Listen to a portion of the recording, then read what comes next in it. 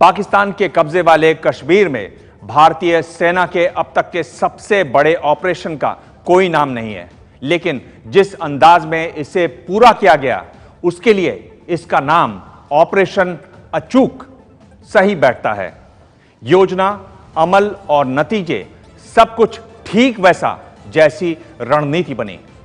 इस ऑपरेशन में 7 launching pad पर भारत ने हमला बोलकर दर्जनों आतंकियों और उनके गाइडों को ढेर कर दिया।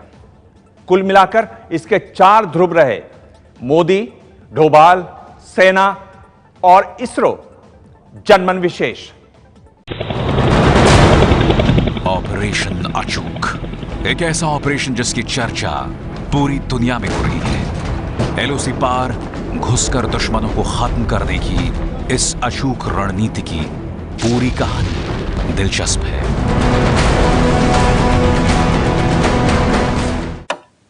दिन बुधवार, तारीख 28 सितंबर, जगह साउथ ब्लॉक, समय दोपहर 2 बजे। एलओसी पर सर्जिकल स्ट्राइक से पहले प्रधानमंत्री मोदी का फोन आया। मोदी जवाब में कहते हैं, आगे बढ़ो और कोई चूक ना हो। मोदी इतना कहकर ऑपरेशन को हरी झंडी दे देते हैं। उधर पाकिस्तान से जुड़ी 250 किलोमीटर की एलओसी को सील करने के बाद सेना के कमांडो 2 बजे मिशन के लिए रवाना होते हैं। इधर दिल्ली में पूरे दिन प्रधानमंत्री अपने काम में व्यस्त रहते हैं। थोड़ी थोड़ी देर में मोदी ऑपरेशन की जानकारी लेते रहते हैं। शाम 6:30 बजे तक प्रधानमंत्री आवास यानी 7 लोक कल्याण मार्ग लौटकर प्रधानमंत्री ऑपरेशन के पल पल की जानकारी लेने लगते हैं। 28-29 सितंबर की रात 12:30 बजे भारतीय कमांडो एलओसी पार करते हैं। सुबह 4:32 पर एनएसए अजीत डोभाल की प्रधानमंत्री को फोन आता है। Operation successful. सारी रात प्रधानमंत्री बिना कुछ खाए पिए जगे रहते हैं और जब खबर मिलती है तो इत्मीनान से उठकर बाकी काम में लग जाते हैं। पीओके में भारतीय सेना के अब तक के सबसे बड़े ऑपरेशन को वैसे तो कोई नाम नहीं दिया गया, लेकिन इसके लिए यदि कोई एक शब्द है तो वह है अचूक।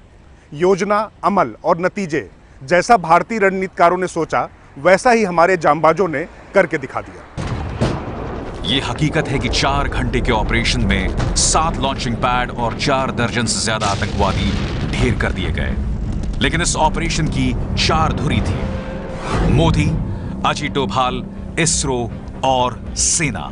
दिल्ली में फैसला लेने वाले प्रधानमंत्री, रणनीति बनाने वाले एनएसए अजीत डोभाल, सैटेलाइट से दुश्मनों की सही और साफ तस्वीर बताने वाली इसरो और हमला करने वाली सेना। यही वजह है कि इसे दुनिया के 10 बेहतरीन ऑपरेशंस में से एक गिना जा रहा है। दिलचस्प तथ्य है कि पूरे हफ्ते की चौतरफा तैयारियों में सिर्फ सर्जिकल स्ट्राइक ही भारतीय सेना के रडार पर नहीं थी, बल्कि सरहद पर जुड़ी 250 किलोमीटर की सीमा रेखा पर उसने आमने सामने युद्ध के लिए भी पूरी तैयारियां कर रखी थी, ताकि दुश्मन की किसी भी हरकत का मुंहतोड़ जवाब दिया जा सके। ऑपरेशन अचूक की तैयारी। भारतीय रणनीतिकारों के पास 3 विकल्प थे। पहला, हथियार। आतंकवादियों के गढ़ में सेना भेजकर एलओसी पर मोर्चाबंदी की जाए। दूसरा हथियार, वायुसेना का इस्तेमाल कर आतंकी पनाहगाहों को ध्वस्त किया जाए। तीसरा हथियार, आम नागरिकों को नुकसान पहुंचाए बिना सीधे आतंकवादियों को घुसकर मारा जाए। आखिरकार तीसरे विकल्प पर एनएसए डोभाल ने मोहर लगाई और 1 हफ्ते से सारी तैयारियां शुरू हो गईं। ऑपरेशन से पहले खुफिया मिशन।